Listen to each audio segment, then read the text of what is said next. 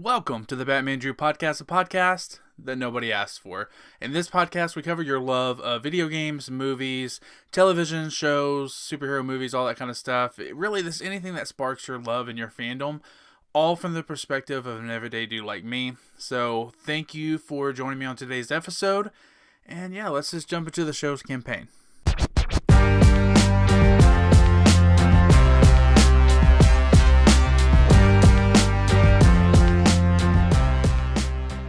Alright, so it is official. The Game of the Year nominations have finally been released.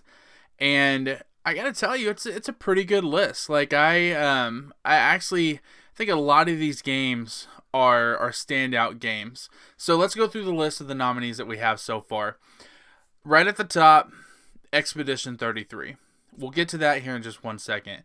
Past that, you have Death Stranding 2, Donkey Kong Bonanza, Hades 2, Hollow Knight, and Kingdom Come Deliverance 2.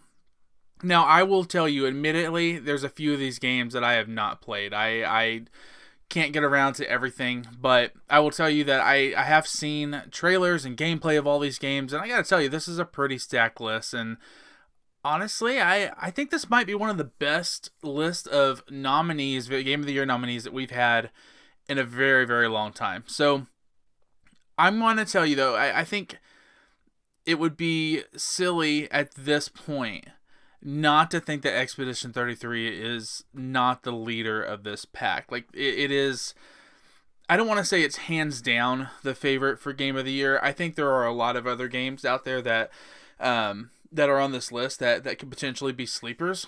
But I do think that Expedition 33 is ahead of the pack. So I want to talk about the why behind that, right? So, Expedition 33, I think there's three main reasons why this game will win Game of the Year. But I think there's one big, solid reason of why Expedition 33 will not win Game of the Year this year. So, jumping into it, my top three reasons of why I think Expedition 33 is Game of the Year material. First and foremost, it's the story arc. This story is so grand in scale. Like, I've been blown away through the gameplay of Expedition 33, in large part by how they continue to have me guessing through the course of this storyline. They continue to throw little curveballs at you, and when I started playing it, I thought it was just going to be some very basic, post-apocalyptic type trope, but this game, honestly, like, it continues to impress me and keep me on my toes for its story arc. And so I think clearly Expedition 33, of the list of games for Game of the Year nominees, I think Expedition 33 is clearly the favorite when you're talking about, like, its gameplay and its story arc. The visuals are on another level as well. So the visuals, the world building here, like, every single time I go exploring in this game, the detail to the different landscapes that you get to explore in this game is unreal. But I gotta tell you, the visuals, landscape-wise, are great. The creature designs of this game is so phenomenal. Like, it's so, not only are the creature designs unique, but they're fucking creepy as hell. Like, some of these creature designs, like, I swear, like, some of these creatures are probably gonna live in the nightmares of my child as he watched me play this game. Like, some of these creatures are super creepy, and I'm here for it, right? So the visuals, story arc, two of the three reasons why I think Expedition is a clear leader of the pack when it comes to Game of the Year. But the third one is its popularity, right? So the game has definitely made its way into the pop culture, but the IP caters itself to, different mediums. Like, obviously there talks about a live action movie for this IP. I wouldn't be shocked if there's going to be, a lot of other, talks for, things like books and, even television shows or stuff like that. Like, because the world sets up to be able to have so many mysteries that you still need to unravel through the course of the game. But in all seriousness, you've had 70 different expeditions go before Expedition 33. So I think that you have a lot to be able to dig into, to be able to explore and continue to kind of dive into this world, right? All that's well and good. Here's the number one reason why it won't win Game of the Year. If Expedition 33 fails to close it out and not take home Game of the Year award, it's going to be because of its nicheness. Now, I know I just said one of the main reasons that I think it will win is because of its popularity. This game, I think for some, is a hard playthrough. And as much as I love it so far, I haven't finished this, but as much as I love it so far and I'm enjoying it and I can't wait to continue to dive into it, at the end of the day, like, it is a very niche genre of RPG, like just the whole French theme that's behind it, the turn base, which again I'm a fan of turn base, but clearly turn base has gone away in recent years and replaced for action combat, and I think that this game will open the door for more turn based video games. Right now, I just think the niche might be a little bit too small for it. However, I think that is a small reason of why it couldn't win Game of the Year. Clearly, the pros outweigh the cons with Expedition 33. And I think it's going to take it, hands down. So, what do you guys think? What did you think of the Game of the Year nominees, first of all? Do you like them? Do you think there was any games that were left off of there that kind of got snubbed? And do you think Expedition 33 is going to win it all? Put it in the comments. Let me know what you think. Alright, so this morning I woke up and I got on YouTube and I saw that there was a live action teaser trailer that dropped for the live action Moana. And as much as it may not seem like I'm a Disney princess's heart, I will fucking tell you, Moana, I will sing my heart out to the Moana soundtrack, and I don't care who this offends. Moana is a better movie than Frozen, hands down. It's not even close. Better movie, better music, better characters. I love Moana. I think it's a great movie. The sequel was okay. Like, I wasn't blown away by Moana 2, but the first Moana movie, absolutely adore it. Love everything about it. Love the music. And I love The Rock playing Maui. I think everything about the original Moana movie is top notch. So I was really excited to be able to see this teaser trailer. So what did I think? I thought that it was everything I could honestly hope and expect it to be for a first teaser trailer. Disney knew that Moana 2, although I think it made $1 billion, if not, it got pretty close. I think Disney realized that it wasn't as well received as maybe they had hoped. And then you're talking about literally this actual physical year, you drop the sequel to a movie that you just dropped the teaser trailer for the live action version of the original. Like, it was really kind of an odd choice for all of them to kind of be so close together, right? But with all that being said, I thought the teaser trailer was really, really good.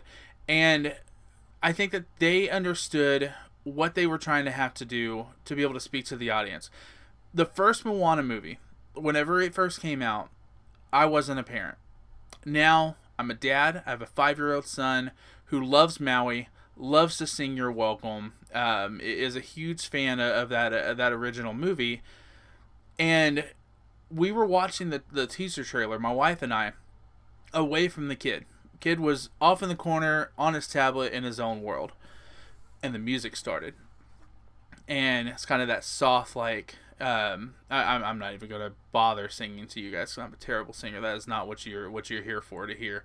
But when the trailer started and the music started, my son instantly peeked his head up and came running around to the TV. Like he knew the music from Moana from the first couple of notes of this trailer.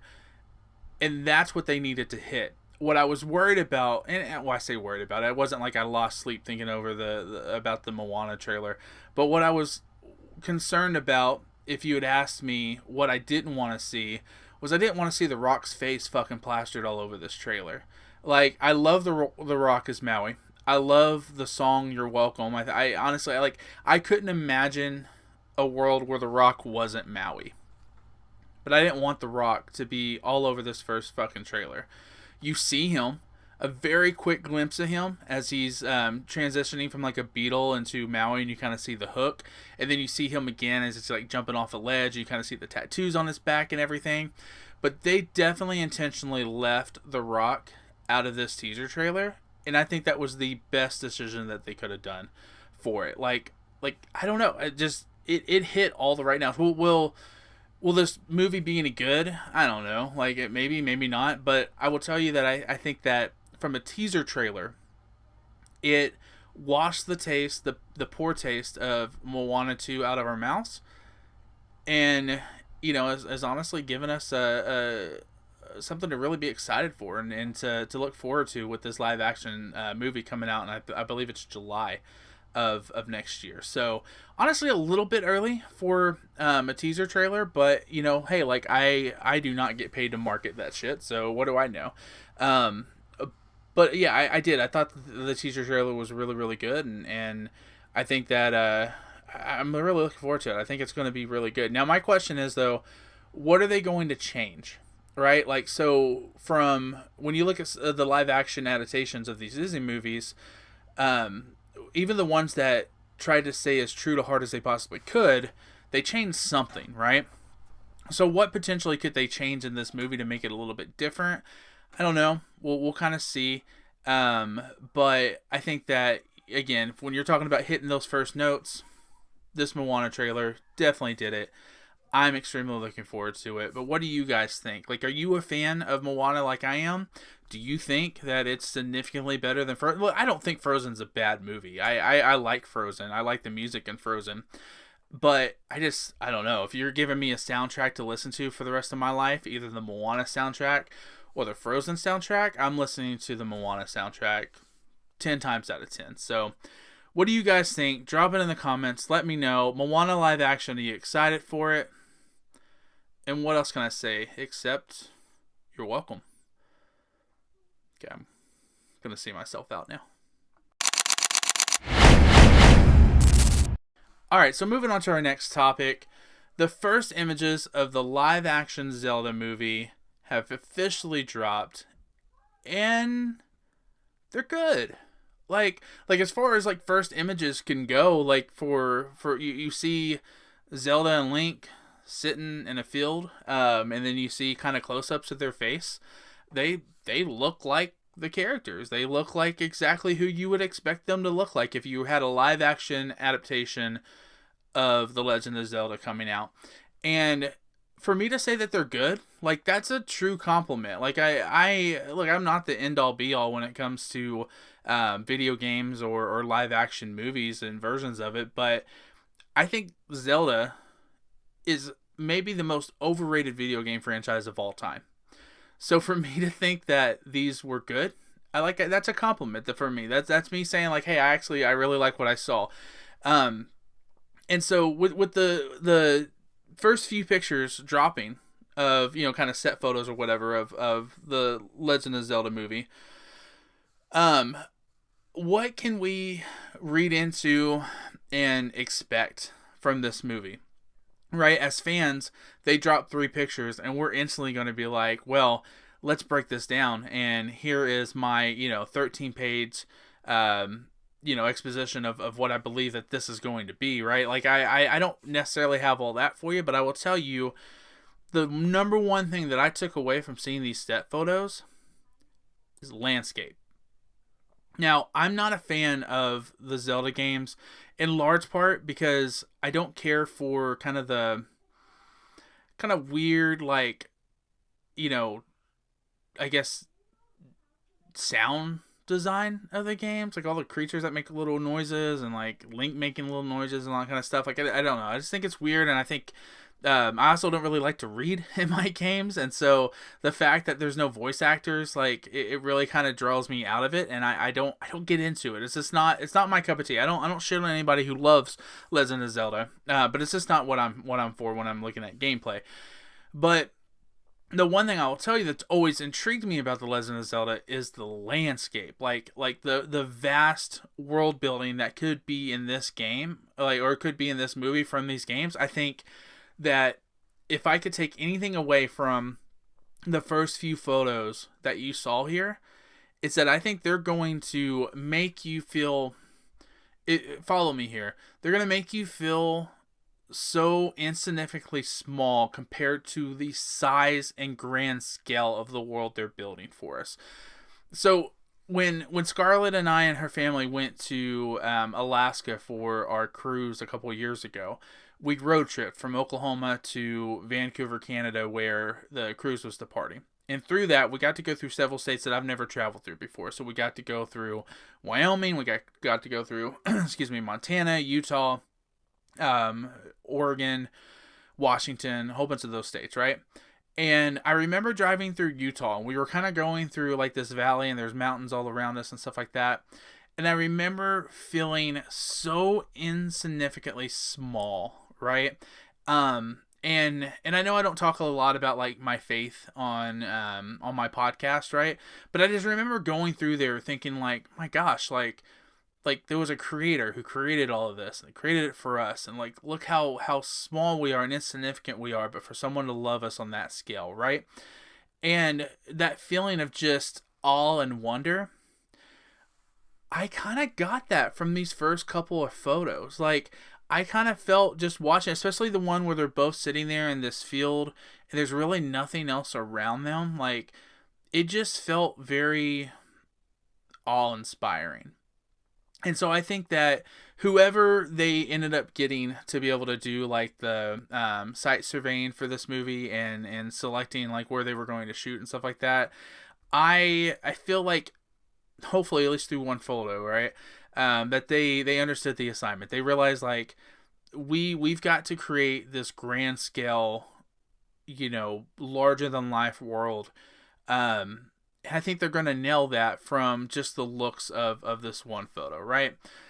There's going to be more photos to come out. There's going to be leaked photos to come out. There's going to be trailers. There's going to be all that kind of stuff, right? So the movie may end up completely sucking. But I do think that if I could take anything away from this one photo, it's that I think the world is going to be vast, and I'm looking forward to that. Another thing that I think this photo is going to be able to do, or this IP is going to be able to do, and I kind of got this through the photos, is I think it's going to bring new fans into The Legend of Zelda. I've always wanted to play the games. I've always wanted to understand the stories. I've always wanted to immerse myself in those worlds, but the gameplay itself kept me out of it. So with this, being able to kind of strip away all the things that I didn't care for in regards to the gameplay will be something that I'm really looking forward to in being able to see the movie, right? So really understanding the lore and understanding the characters and their backstories and who they are and that kind of stuff. Like, I'm looking forward to those things and seeing how they flesh out through the movie. And I think it's going to bring new people into the fold. Like, I'm not against ever going back and trying to play some of the games. I know that, Breath of the Wild is regarded as one of the best games of all time. And I actually own it. I just never played it. I do think, though, that, this movie, it's going to... I really do. If I had to put money on it, I think it's going to hit it out of the park. It's going to hit a home run in regards to live action adaptations of video games of IPs, and I'm looking forward to it. But what do you guys think? Did you see the photos? Do you like the character designs and the costume designs when you got to see Link and Zelda for the first time? And yeah, tell me, drop in the comments. Let me know what you think overall of these first few pictures, and what did you read into it? Because clearly we're all going to read way too much into it. I'm curious to know your thoughts. Put them in the comments for me. Alright, so speaking of Zelda, I was on IGN's Instagram page the other day, and they gave us a list of the top 25 best Nintendo games of all time. And I'd love to go through this list really quickly with you guys. So, on this list from 25 to 1, just going to run them down. Super Mario 64, Legend of Zelda, Majora's Mask, Super Mario Galaxy, Donkey Kong Bonanza, which is interesting to be on that list at 22 because it's a newer game, Legend of Zelda, A Link Between Worlds, Resident Evil 4, Final Fantasy 6, Fire Emblem, Animal Crossing, Legend of Zelda: The Wind Waker. We had Pokemon Heart Gold and Soul Silver, which I'd never even heard of that one.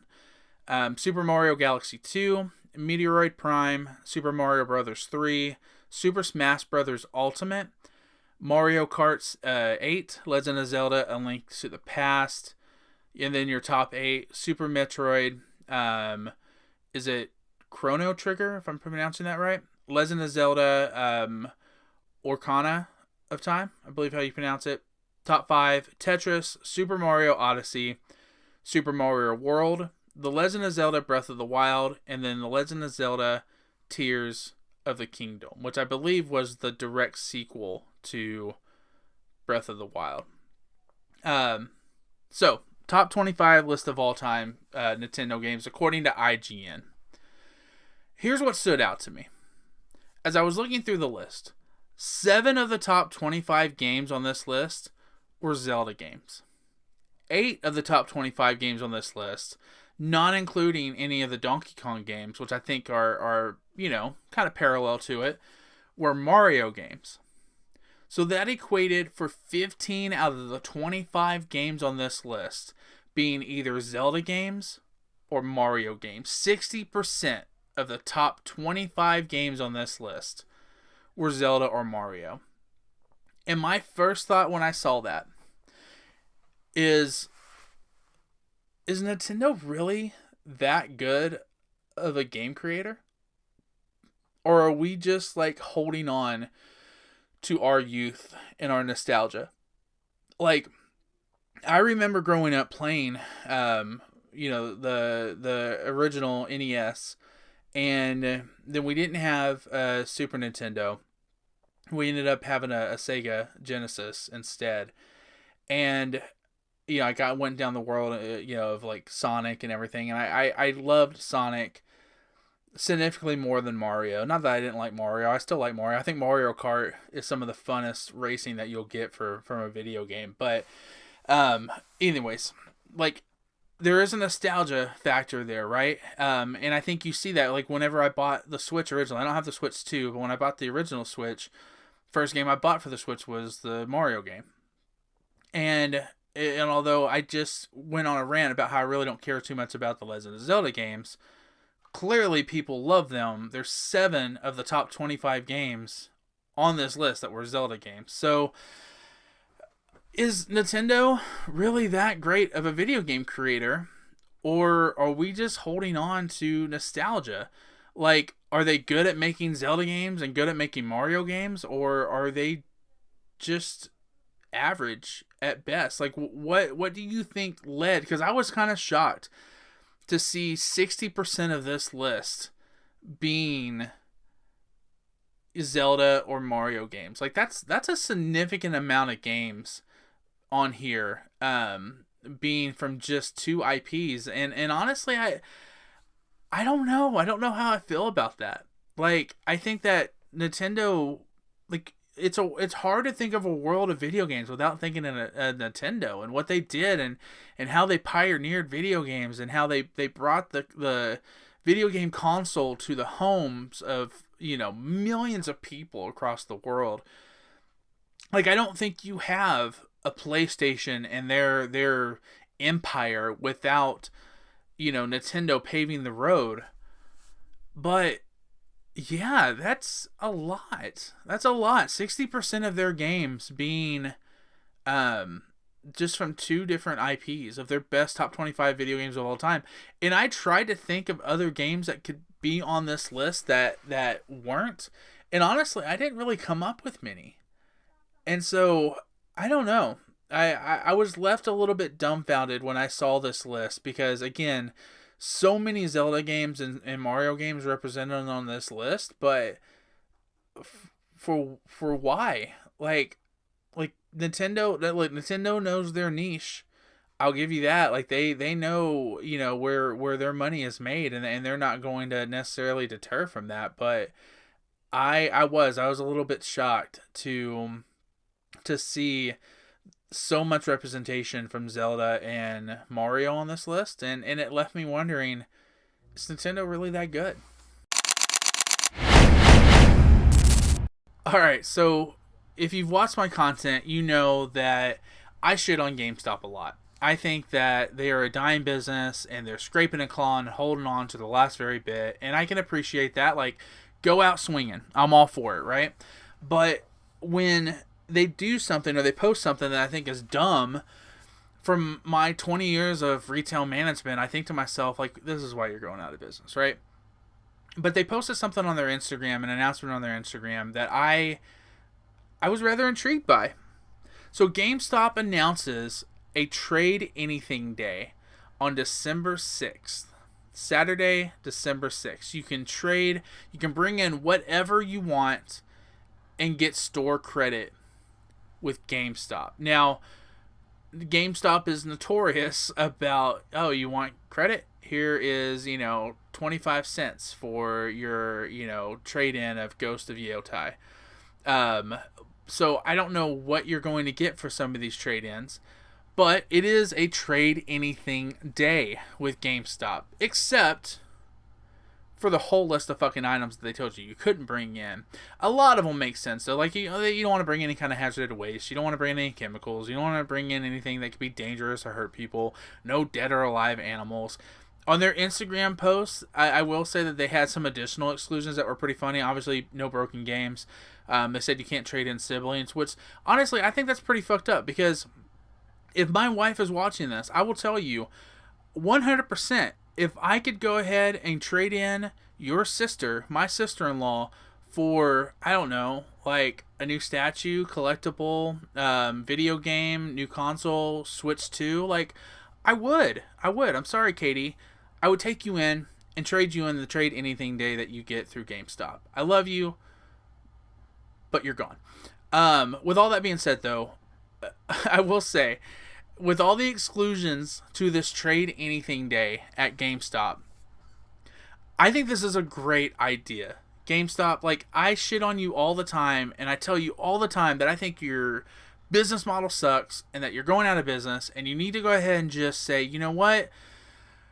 Let's just cut it. Let's end it. Let's stop the bleeding, and let's move on with our lives. This is smart.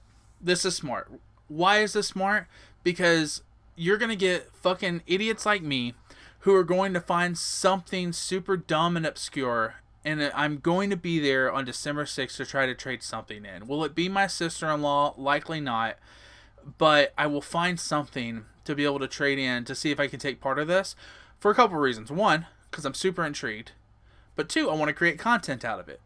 And in a world where everyone, like me, again, bunch of fucking idiots who grab a microphone, a camera, and it's like, I'm going to be a content creator.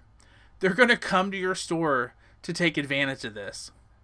And anything, if I can tell you anything from my 20 years of retail experience, anything that brings a customer into your place of business is never a bad thing. It's not. Because they're going to take whatever trade-in credit you give them, or they're going to, at the very minimum, they're going to look around and see what you have in your store.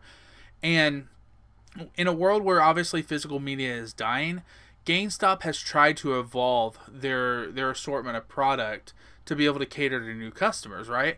And so I think that this is going to be a good way for people to be able to see what GameStop is now versus, the remembrance of what they used to be 10 years ago when we were all hitting the midnight releases of video game drops and stuff, right? So, yes, smart move, GameStop.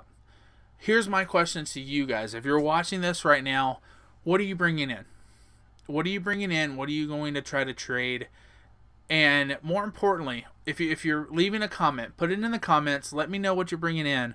Let me know what you think it's worth in trade-in value and what you actually get. I would be super interested to kind of see how that plays out, and see what GameStop actually will offer for some of these obscure items.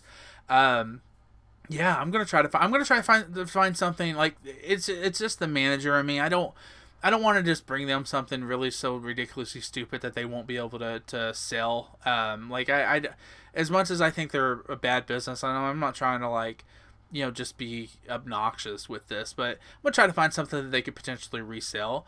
But I'm just curious about what kind of weird shit they're gonna get in. Like I think that I think the employees at GameStop are in for a long fucking day on December 6th.